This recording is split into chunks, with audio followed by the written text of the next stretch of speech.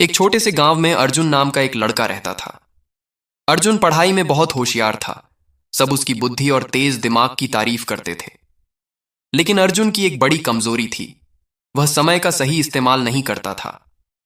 वह अपने दोस्तों के साथ खेल में, मोबाइल गेम्स में और फालतू की बातों में घंटों बिताता।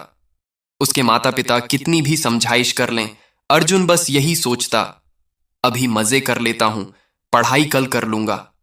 एक दिन स्कूल में वार्षिक परीक्षा के नतीजे आए। अर्जुन के नंबर बहुत कम थे। उसकी टीचर, जो हमेशा उसकी तारीफ करती थी, अब निराश दिखीं। दोस्तों ने भी उसे नजरअंदाज करना शुरू कर दिया।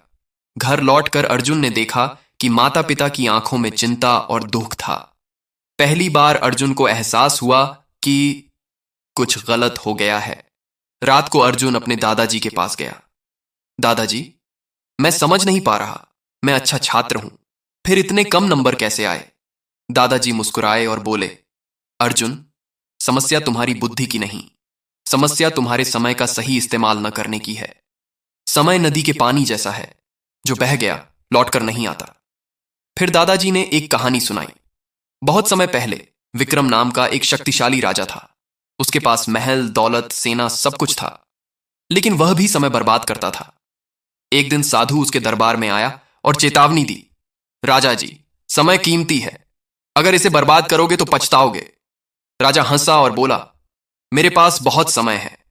सालों बाद राजा बूढ़ा हो गया, स्वास्थ्य बिगड़ गया, सेना हारने लगी और जनता का भरोसा टूट गया। साधु कहां था, राजा को अब याद भी नहीं रहा।